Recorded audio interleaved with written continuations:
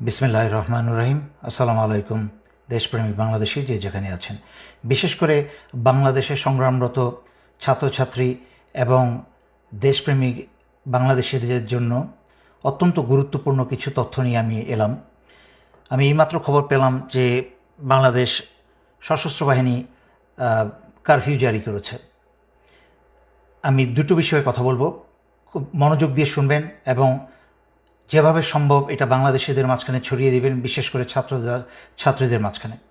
প্রথম কথা হচ্ছে, কারফিউ বাংলাদেশে বহু হয়েছে আগে। কারফিউটা এখানে কোনো বিষয় নয়। বাংলাদেশের স্বাধীনতা যুদ্ধ থেকে আরম্ভ করে পরবর্তীতে 90-এর এরশাদ পতনের সময়ও কিন্তু কারফিউ জারি হয়েছে। কারফিউ দিয়ে কিন্তু কোনোদিন কোনো অত্যাচারী সরকারের পতনকে থামানো যায় নাই।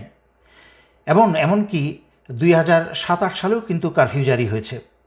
তখনও কিন্তু সেনাবাহিনীর অফিসারদের কিছু বলস ছিল, কারণ যেভাবেই হোক, নাটকীয়ভাবেই হোক, রাজনৈতিক তথাকথিত নেতাদেরকে এবং চোর বদমাশদেরকে কিন্তু জেলে ভরেছিল।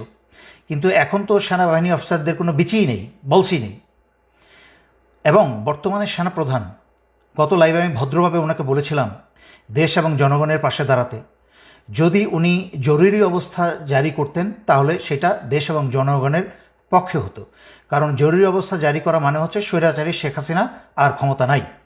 কিন্তু আমি যতদূর শুনেছি কারফিউ জারি করা হয়েছে। এর পিছনে ছোট্ট করে আমাকে একটু ব্যাকগ্রাউন্ড বলতে হয়।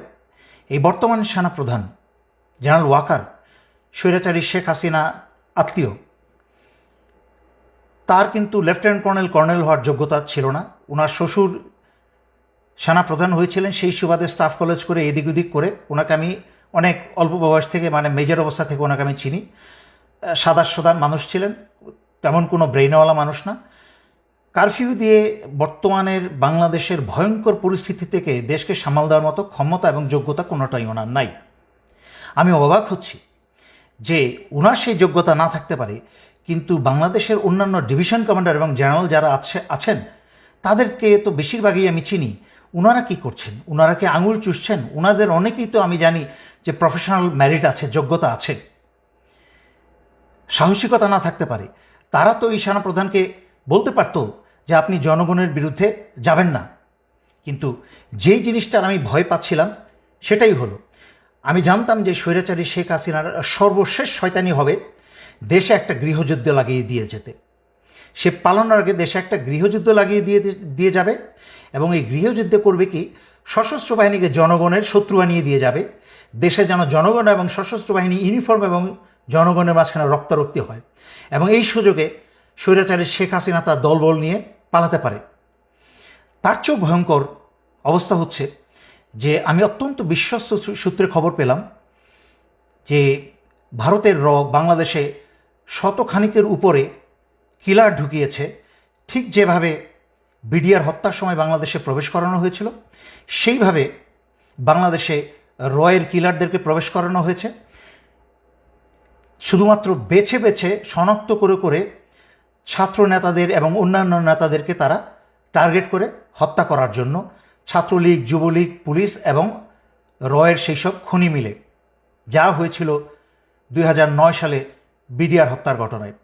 এবং আশ্চর্যজনক মিল পাবেন, 2009 সালে এই বর্তমান সেনাপ্রধান 46 ব্রিগেডে তখন তার পোস্টিং ছিল। তাকে আদেশ করা হয়েছিল বিডিআর 1 নম্বর গেটটাকে অস্ত্র লাগিয়ে গেটটাকে উড়িয়ে দেওয়া, যেন সেখান থেকে সেই গেটের মাধ্যমে সেনাবাহিনী ঢুকে অপারেশন চালিয়ে বিদ্রোহীদের দমন করতে পারে এবং সেনা অফিসারদেরকে উদ্ধার করতে পারে। কিন্তু যখন এই জেনারেল ওয়াকার তখন অস্ত্র তাক করা এবং নিশানা করা সব কিছু প্রস্তুত হয়ে গিয়েছিল, হঠাৎ করে একটা ফোন আসে। সেই ফোনটা আর কেউ না, অবসরপ্রাপ্ত জেনারেল তারেক সিদ্দিকীর কাছ থেকে সেই ফোনটা আসে। তাকে বলা হয় অস্ত্র গুটিয়ে নিয়ে সেনানিবাসে ফেরত যেতে।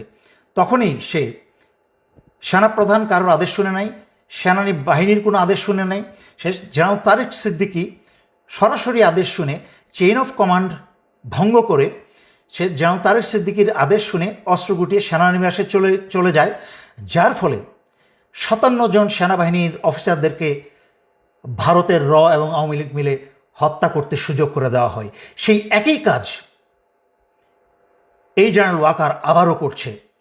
ভারতের রকে যুবলীগ এবং ছাত্রলীগ এবং গোপালী পুলিশদেরকে ব্যবস্থা করে দিচ্ছে বাংলাদেশের মেধাবী ছাত্রদের এবং বাংলাদেশের অন্যান্য আন্দোলনরত যারা চিহ্নিত ছাত্রছাত্রী তাদেরকে হত্যা করার জন্য। আমি সেনাবাহিনীর সকল সদস্যের উদ্দেশ্যে বলছি, প্রথমেই সেনাবাহিনীর সদস্যের উদ্দেশ্যে বলছি, তারপরে বলবো জনগণের উদ্দেশ্যে। সেনাবাহিনীর সকল সদস্যের উদ্দেশ্যে বলছি, আপনারা দয়া করে ভুলেও এই ফাঁদে পা দিবেন না। আপনারা আদেশ অমান্য করুন, কারণ আপনাদেরকে সারা দুনিয়ার সামনে জনগণের শত্রু বানানো হচ্ছে। রয়ের কিলাররা বাংলাদেশ সেনাবাহিনীর ইউনিফর্ম পরে যেইভাবে বিডিআর হত্যার সময় ভারতের রয়ের কিলাররা বিডিআর ইউনিফর্ম পরে বাংলাদেশ সেনাবাহিনীর 57 জন অফিসার হত্যা করেছিল, ঠিক একইভাবে রয়ের কিলাররা বাংলাদেশ সেনাবাহিনীর ইউনিফর্ম পরে বাংলাদেশের ছাত্র জনতা হত্যা করবে।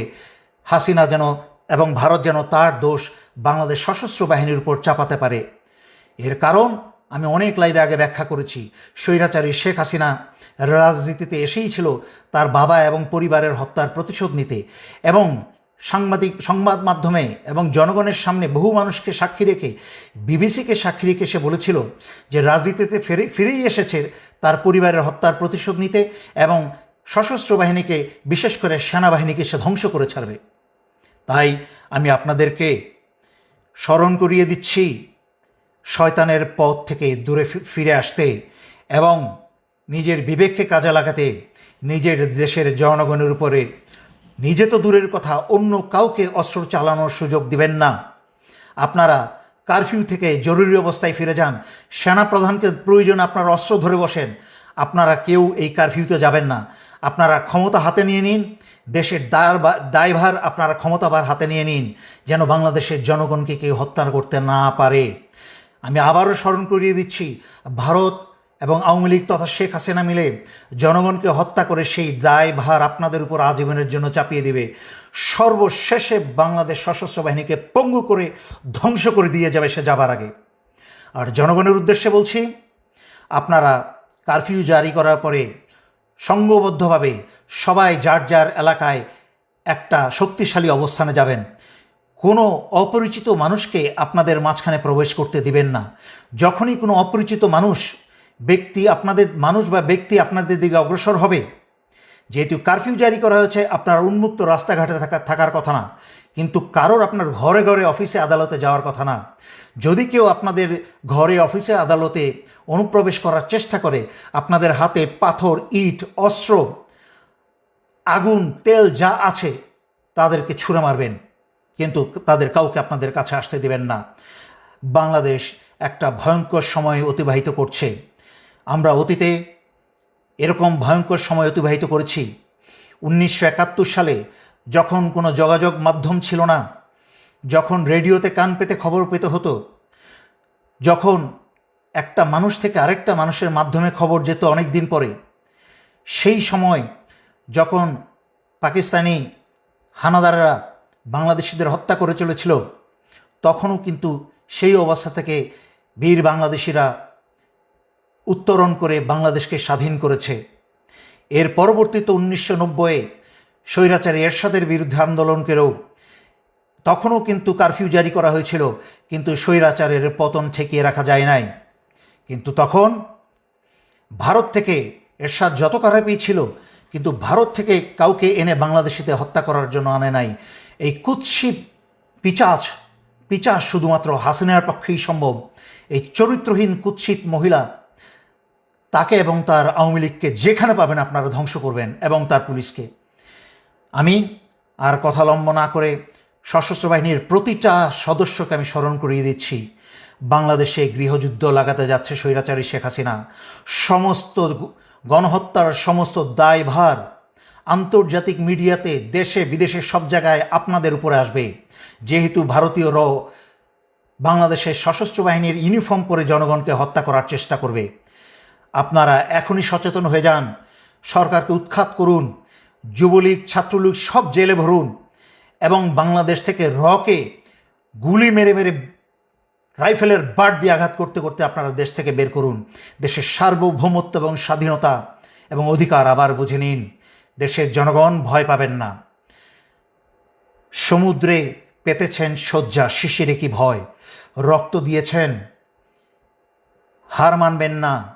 যদি এখন হার মেনে যান, রক্ত যা দিয়েছেন সব পানিতে জ্বলে যাবে। মনে রাখবেন, যারা রক্ত ঝরায় তারা ইতিহাস পরিবর্তন করে। এখন আমাদের ইতিহাস পরিবর্তন করার সময়। আল্লাহ আপনাদের সকলের সহায় হন এবং আল্লাহ বাংলাদেশ এবং বাংলাদেশের জনগণের শত্রুদের উপরে উচিত শিক্ষা নাজিল করুন। আল্লাহর তরফ থেকে এই শুক্রবারে জুম্মার নামাজের দিন আল্লাহর কাছে প্রার্থনা করছি, আল্লাহ বাংলাদেশ এবং বাংলাদেশের জনগণের সাথে থাকুন এবং আপনাদের সহায় হন। এই বলে আমি শেষ করছি। ধন্যবাদ। আসসালামু আলাইকুম।